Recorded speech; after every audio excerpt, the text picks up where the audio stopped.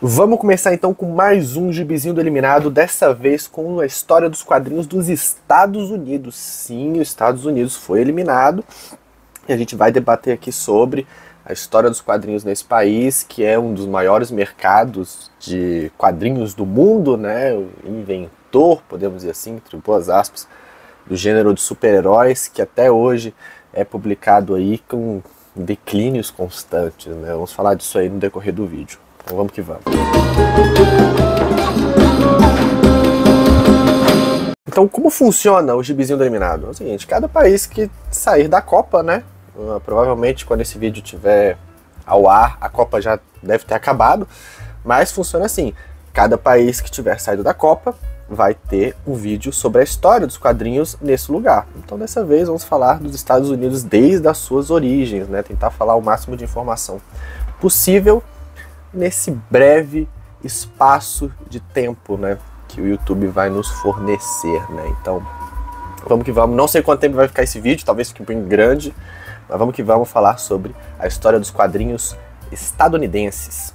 Então já vai ser o seguinte, dá um like no vídeo, compartilhe. Então vamos que vamos, sem mais delonga, bora comentar desde os princípios sobre o quadrinho norte-americano. Na Inglaterra publicavam, né, revistas e jornais satíricos, né, de humor, Punch, Funnies e coisas do tipo. Então muito certamente esse tipo de material pode ter chegado nos Estados Unidos, né?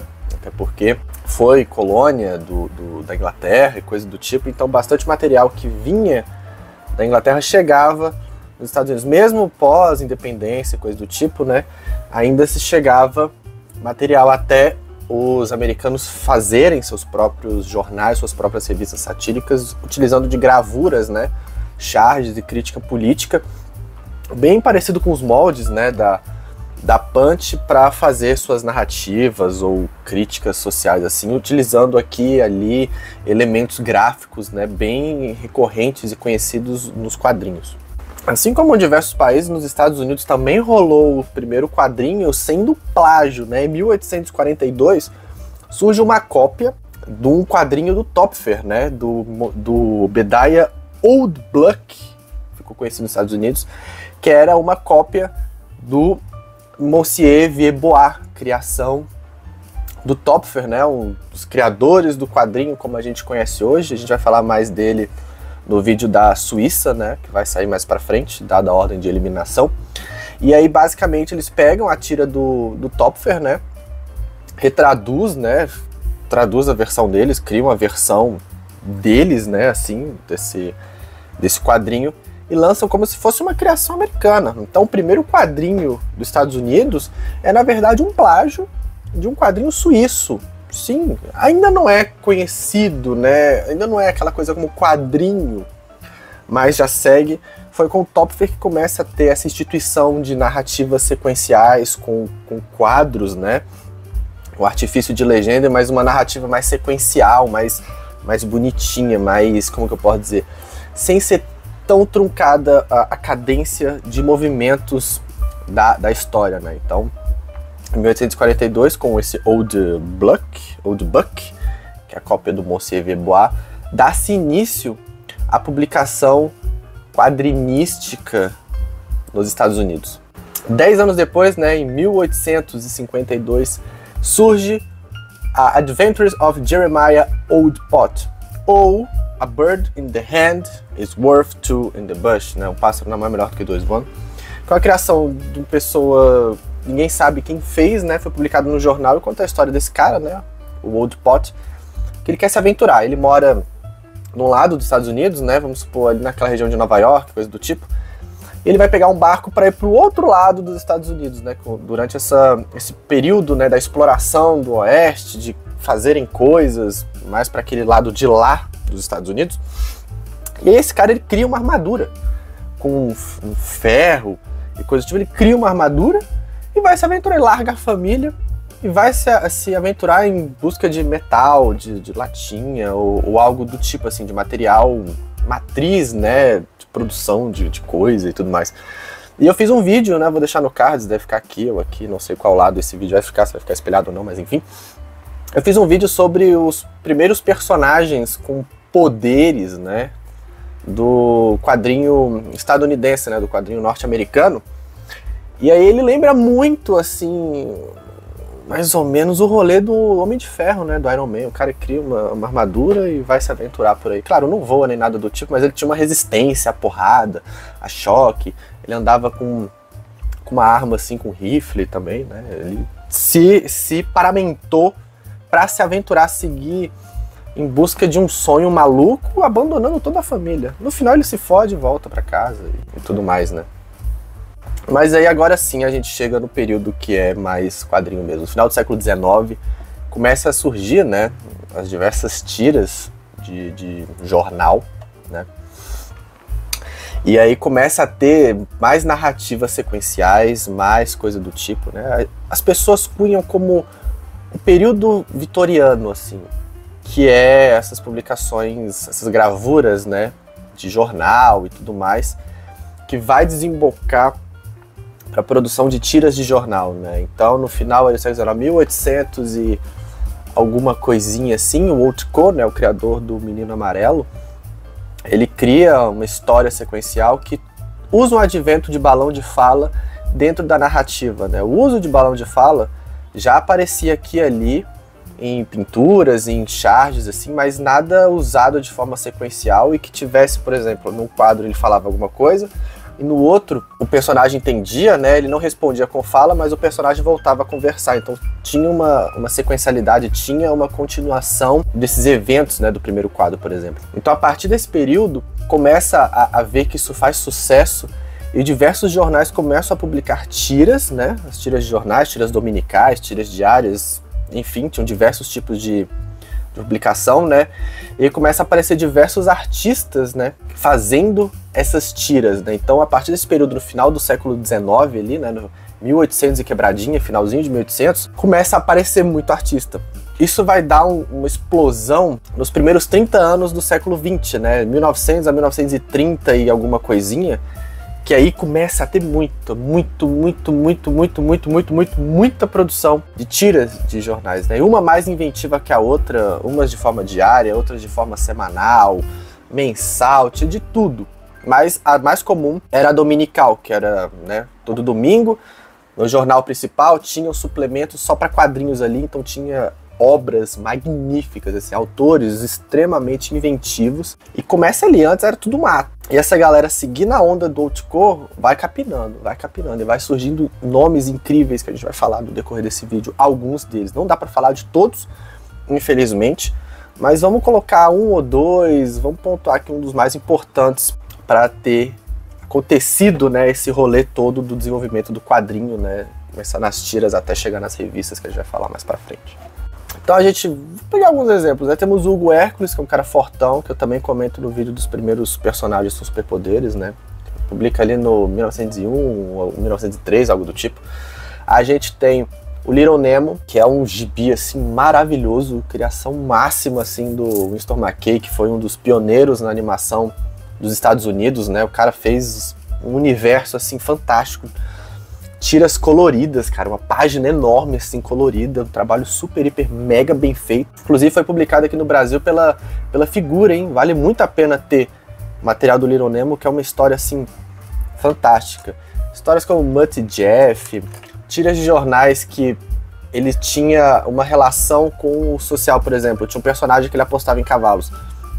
Então essa tira era publicada na parte de esporte, justamente na área falando sobre a corrida de cavalos, né? Então esse personagem, ele servia como uma muleta jornalística e tira de quadrinho ao mesmo tempo, né? Ele falava, vou apostar, sei lá, no Trovão Azul e blá blá blá blá blá blá. E aí tinha esse acompanhamento, o Trovão Azul é bom, não é, e tudo mais. E era uma tira diária, né, que acompanhava justamente a rotina dessas apostas de cavalos, cara. Era um negócio muito, muito doido. Então, nesse período da publicação de jornal, tudo quanto era tipo de material, eles tentavam vincular, de certa forma. O cara fazia aposta, o cara vivia no mundo fantástico, o cara vivia aqui na cidade, o cara era um editor de jornal, que, sabe? Então eram coisas, eram histórias muito voltadas para todo tipo de assunto, cara. Era bem parecido assim com... Sabe o mangá hoje em dia, que você pode fazer mangá com tudo? tudo, qualquer tipo de tema tem mangá, até xadrez tem um mangá sobre xadrez. Era parecido com o que acontecia nesse mercado de tiras, né? Então tinha diversas histórias, diversas coisas e muita cópia. Um tentava copiar o outro em algumas coisas aqui e ali, mas um fazia mais sucesso que o outro e aí abocanhando, virava esse rolezão. E aí nesse período também surgiam os syndicates, né? Os syndicates, como que eu posso explicar? Eram agências, era tipo agenciar os artistas, né? Então você é um artista, você entrava num syndicate, esse syndicate te abraçava e aquela sua publicação você podia vender os direitos dela para outros jornais dos Estados Unidos e do mundo. Tanto que os quadrinhos começam a chegar aqui no Brasil através dos syndicates, né? Então uma das mais famosas, que é a King Features Syndicates, né? Syndicates do Popeye, Afonso Marocas, entre outros títulos, mandavam as histórias aqui pro Brasil e foi publicado na Tico Tico, né? Por exemplo, Buster Brown chega aqui no Brasil, eles plagiam e criam a versão abrasileirada do Buster Brown, que é o Chiquinho. Então, assim como o Brasil, para outros lugares do mundo, era vendido dessa forma, tanto quanto os jornais dos Estados Unidos. Então, vamos supor que a Feature Syndicate estava em Nova York, baseado em Nova York. Ela tinha ali o syndicate, sei lá, 50 artistas dentro do syndicate. E ela falava, a gente tem esses 50 títulos aqui, e vendia para jornais, sei lá, São Francisco pegava alguma coisa, Califórnia pegava alguma coisa. Então ele vendia esses direitos para serem publicados em outros jornais dentro do país, né?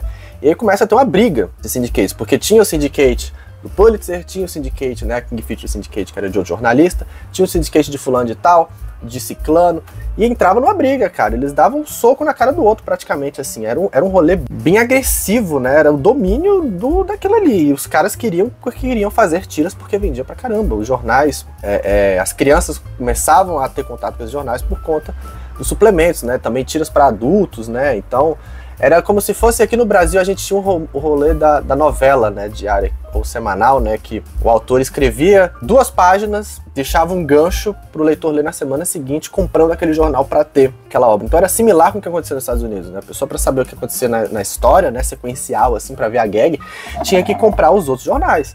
Então eles faziam muito desse negócio de diversos jornais fazerem uma novelinha, uma sériezinha, justamente para as pessoas ficarem comprando semanalmente ou diariamente aquilo ali para saber das histórias, né? Tinha autores também que publicavam de forma diária e dominical, então ele fazia segunda a sexta tirinha, normal, e domingo um especialzão, algo bem grande, bem cabuloso, porque, né, ele tinha mais tempo para produzir do que uma tira diária. E aí basicamente era tudo para jornal, né? Até que no final dos anos 30 surgem as revistas de super-heróis, que ao invés de ser publicado no jornal, foi publicado numa revista própria. Não surge esse formato, podemos dizer assim, não surge por conta dos super-heróis. Já tinham os encadernados, já tinham as revistas, né, que eram publicadas, mas com os super-heróis, isso é uma popularidade muito grande, muito maior. E querendo ou não, quando é voltado para o jornal, você tem que conversar com o público adulto, assim como o infantil. Quando você pega a revista, você restringe aquele tipo de coisa só para aquele público. Vamos supor, a criança compra a revistinha, então as publicações são voltadas para criança, não precisa fazer o duplo sentido para o adulto pegar a piadinha ou coisa do tipo, não precisa. E aí com os super-heróis começa a ter um tipo de publicação bem grande também, né? Porque várias editoras começam a fazer os super-heróis, né? Tem o Superman, um fenômeno, algo extremamente inovador, totalmente fora da caixinha, que faz outras editoras quererem copiar. Então vem cópias, tipo o Capitão Marvel, né, o Shazam, é extremamente parecido com o Superman, é quase uma cópia, vem surgir depois na Fawcett Comics, e vira uma briga. Então eram feitas muitas editoras, personagens com vários tipos de poderes, um mais bizarro que o outro, sabe? E aí os teóricos colocam como era de ouro dos quadrinhos, quando surgem os super-heróis, quando surge o Superman. Porém, esse termo era de ouro é um pouco complicada, porque eles restringem muito a Era de Ouro como se fossem só os quadrinhos super-heróis. Mas nesse período de 30, haviam outros tipos de quadrinhos que vendiam muito mais que os super-heróis. Eles não colocam nessa caixinha. Então, quando fala da era dos quadrinhos americanos, sempre vai aparecer um mapeamento, né, a história dos quadrinhos dos super-heróis, sendo que não aconteciam só super-heróis. Tinha uma revista que era de Funny Animals, né, que vendia muito, tanto quanto as revistas da DC, né, do Superman, coisa do tipo. Eles não colocam isso dentro da historiografia dos quadrinhos americanos, porque a Era de Ouro é como se fosse só aquilo ali, só os super-heróis, só os eventos dos super-heróis. Mas eu deixo aqui o disclaimer,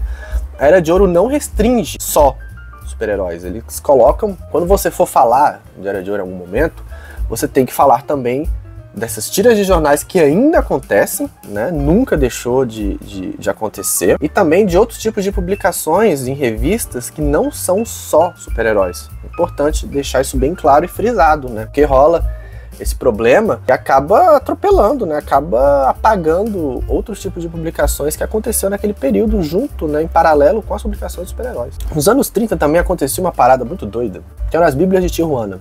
Eu comento em um vídeo, vai estar no cards aqui, sobre as Bíblias de Tijuana. No vídeo em questão que eu comento, eu falo das Bíblias de Tijuana e dos quadrinhos pornográficos do Carlos F. Quem tiver interesse, lembrando que é para mais de 18, hein? Tem cenas explícitas nesse vídeo sobre o Carlos F. De qualquer forma, que eram paródias pornográficas de personagens. Então, eu coloco aqui porque eram livrinhos, né?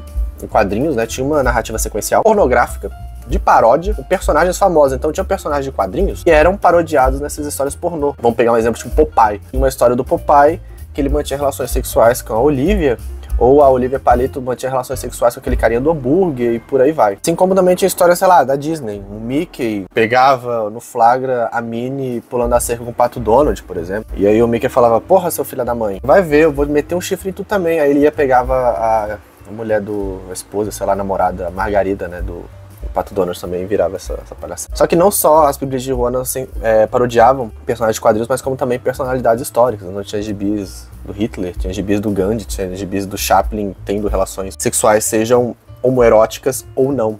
Então era muito doido o negócio ali. Aí fez bastante sucesso na década de 30, mas depois foi perseguido e foi perdendo a popularidade, né? Era sempre vendido na boca miúda, né?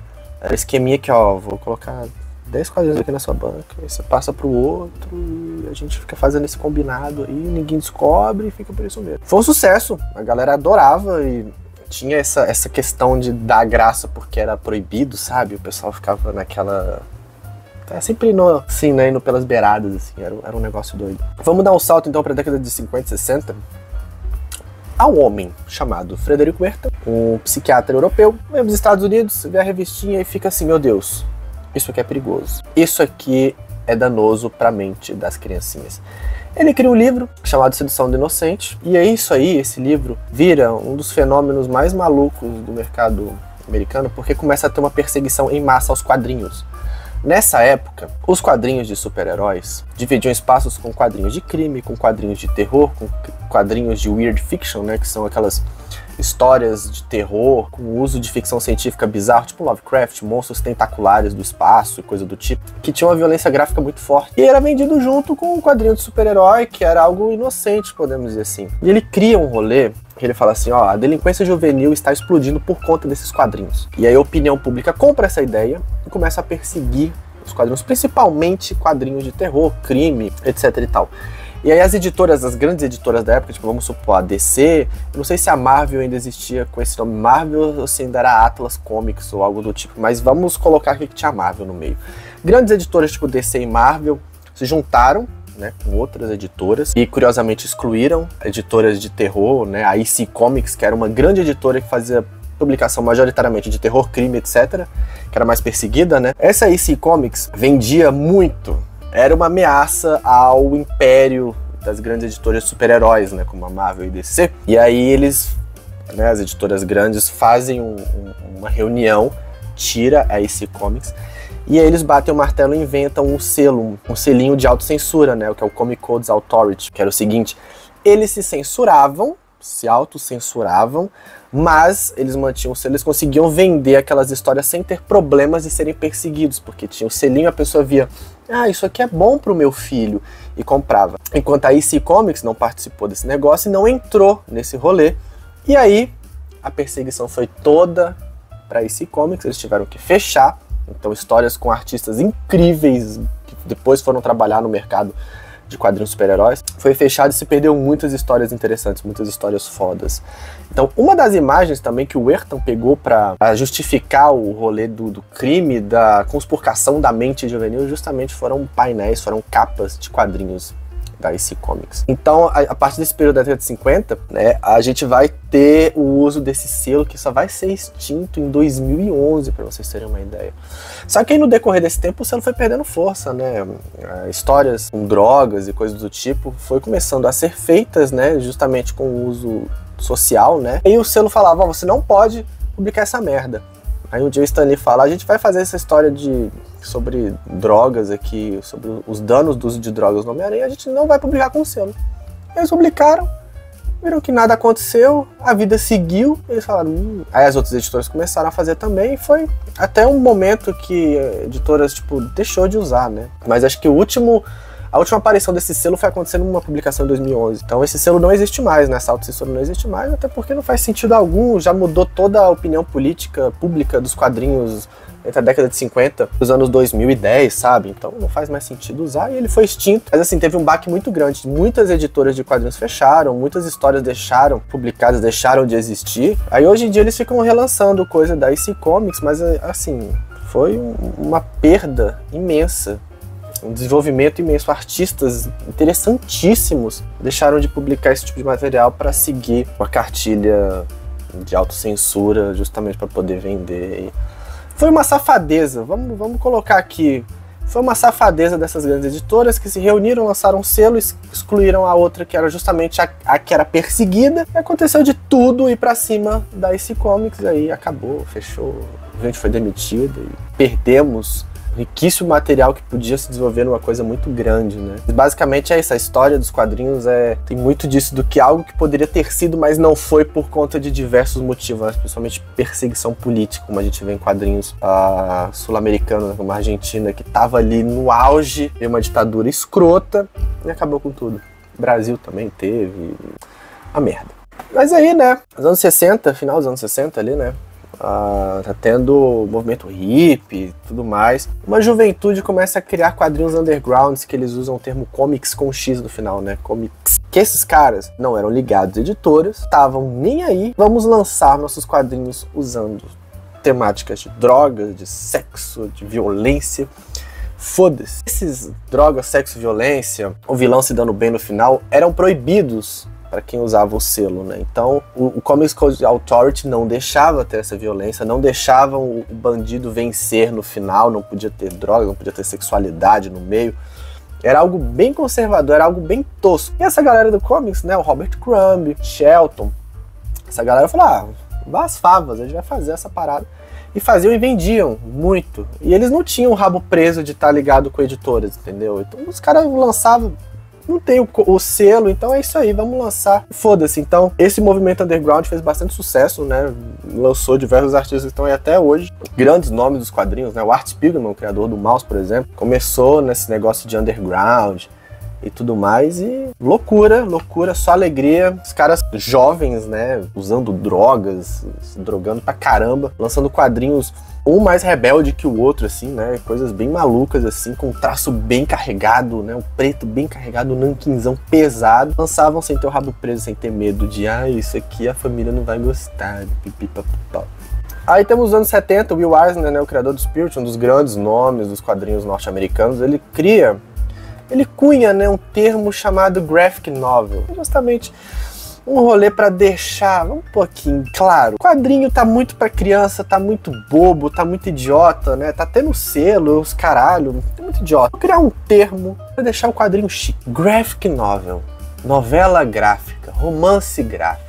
O que consiste o romance gráfico? O cara criava uma história longa, né? Uma história de fôlego. O início, meio e fim terminado no livro só. Porque naquela época, os quadrinhos eram publicados quando era no jornal, né? Era semanal. E os quadrinhos de super-herói nas revistinhas eram mensais. Então os capítulos saíam mensalmente. A graphic novel era pra ser o seguinte: a gente vai lançar um livro inteiro, início, meio e fim, como se fosse um romance, né? Temático de romance, personagens, trama, clímax e tudo mais. Você compra de uma vez só, você não precisa ficar esperando o mês seguinte pra saber o que vai acontecer. Tem início, meio e fim neste único volume. E eram vendidos mais caro para livrarias, ao contrário dos gibis, as revistinhas que eram vendidos em bancas, né? Ou nessa época já tinham as comic shops, né? Que é uma cultura americana doida, assim, que é uma loja especializada para vender quadrinhos, né? Não vai para uma banca de jornal igual a gente tinha aqui no Brasil, né? Quando nos anos 90, que era muito popular isso de estar vendido em bancas de jornal. Lá eram em lojas fechadas, era a comic shop, né, que só vendiam revistas de quadrinhos. E aí a graphic novel chegava nas comic shops e também chegava nas livrarias, porque era um produto mais chique, era um produto mais encorpado. E aí começam a ter autores lançando suas próprias graphic novels. Mas a gente vê isso no vídeo do México, nos anos 50, já tinha esse conceito de publicar uma história inteira, fechada, com início, meio e fim, num único volume, né? Aí nos anos 70 vem esse rolê com o Will Eisner, né? Ele lança histórias desse jeito e vai se publicando. Então cria esse movimento nos Estados Unidos de lançarem graphic novels, né? Que era algo mais interessante, mais livre também, que eles também não usavam o Comics Code Authority nesse tipo de publicação, né? Então dava um pouquinho mais de liberdade para os autores poderem trabalhar suas obras. Mais um saltinho temporal, vamos para os anos 90. Muitas coisas acontecem, gente, nesses períodos, mas eu vou tentar sintetizar o máximo possível, justamente para o vídeo não ficar muito longo.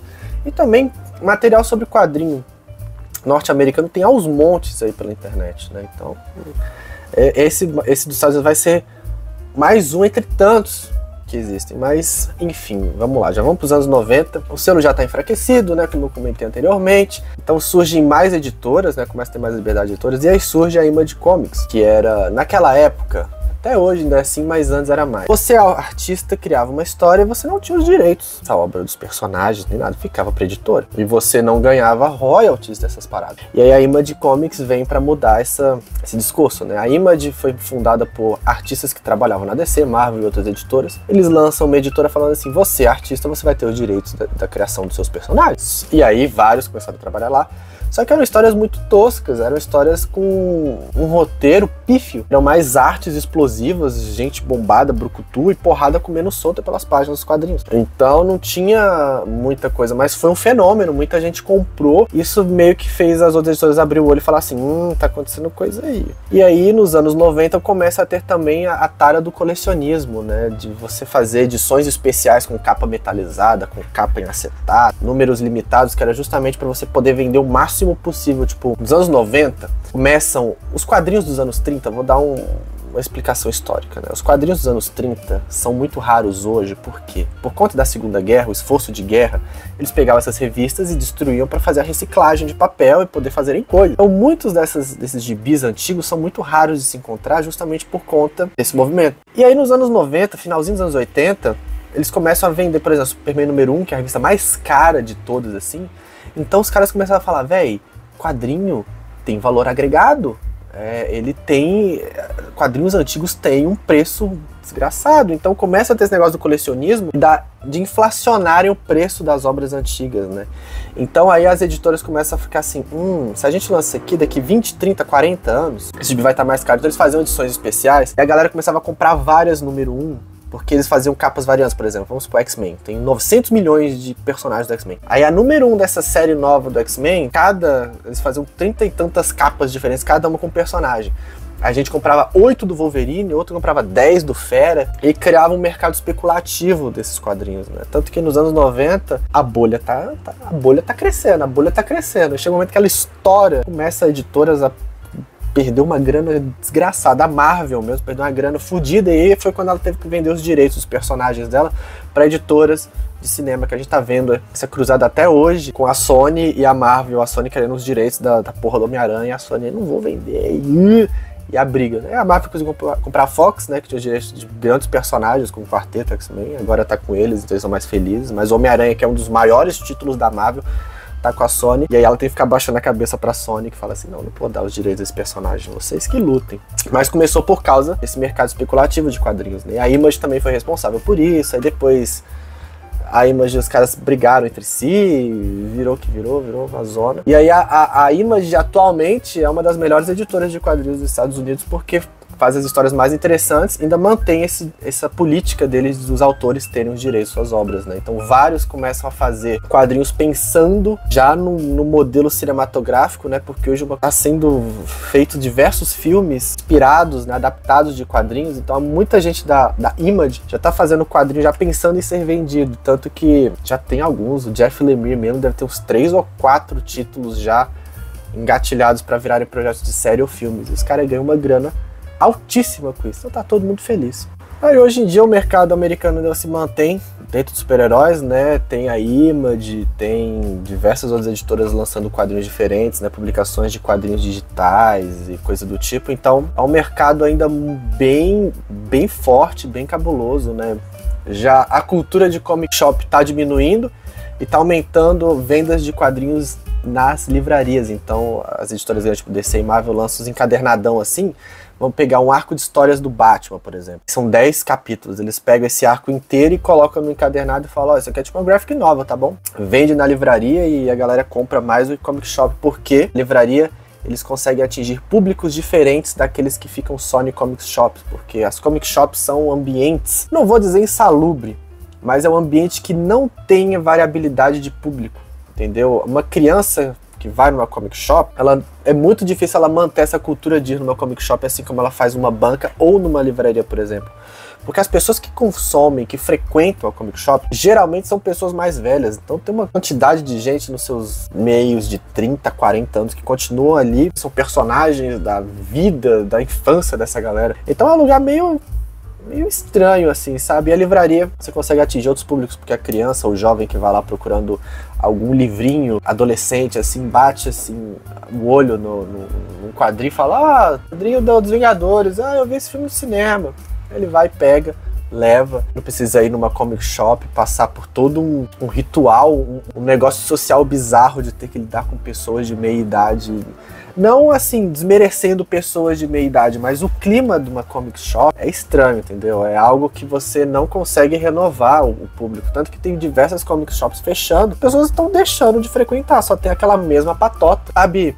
Um exemplo assim, aquele Simpsons, né? Aquela loja de quadrinhos dos Simpsons na masmorra do Android. É bem aquilo ali. Vai um ou dois gatos pingados, assim, tem uma galera. Só que, tipo, é sempre mais do mesmo. Não tem gente nova chegando. E quando tem gente nova chegando, é um clima meio estranho, porque já tem uns iniciados ali. Eles não querem se abrir, de certa forma, para pegar esse novo público, né? Então fica um negócio meio empossado, um negócio que não tem inovação, que fica naquilo ali. E aí a DC, Marvel, os editores já viram a problemática disso, eles estão lançando agora material para as livrarias, né? Que você pega muito mais gente, muito mais público, porque pessoas que frequentam a livraria, geralmente, né, a grande maioria, não frequenta comic shop. Então você já tem uma chance desse seu material chegar a públicos diferentes, né? É a estratégia do momento. Vamos ver como que vai dar isso aí. Vamos ver se a sobrevida, né, a cultura da comic shop vai perdurar por mais tempo nos Estados Unidos. É algo a se observar. Então é isso, gente. Terminamos aqui mais um Gibizinho do Eliminado. Novamente eu repito, se tiver gostado, curte, comente, compartilhe. Vamos pra frente que a gente tem mais um tanto de seleção para fazer vídeo ainda. Então um beijo pra vocês e até o próximo vídeo.